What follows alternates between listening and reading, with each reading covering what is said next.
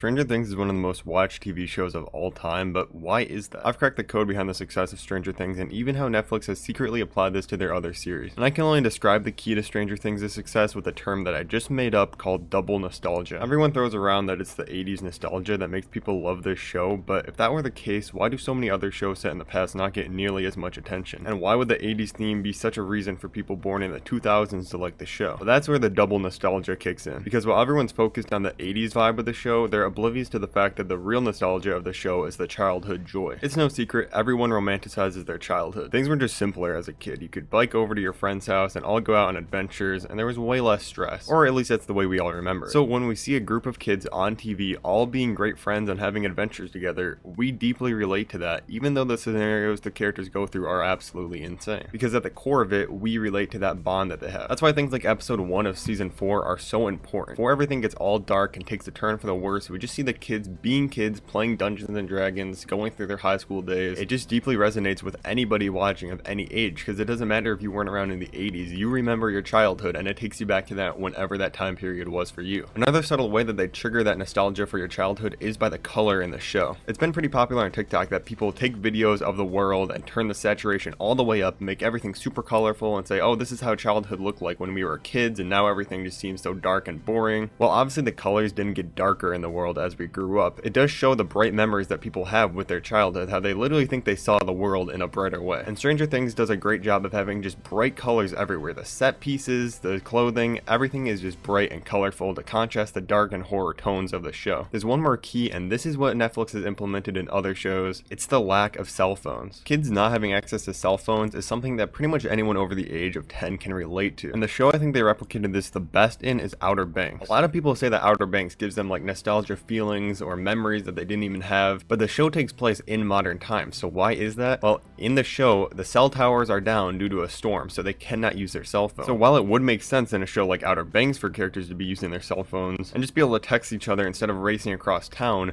that takes away the childhood-like magic of the show. And even though Outer Banks takes place with older teens, whereas Stranger Things is more kids, it still brings us to that same point in our life. Because when people watch TV shows, what they want is an escape from reality. They want to get transported into a different universe. And when that universe reminds them of the times that they're fondest of in their life, it's gonna make people love the show and the characters. They feel like they could have easily fit in with this when they were younger, or if they're in that age range right now. So this video is slightly different than my normal content, so if you liked it, please leave a like, and make sure to check out my Outer Banks Season 3 theories on screen right now.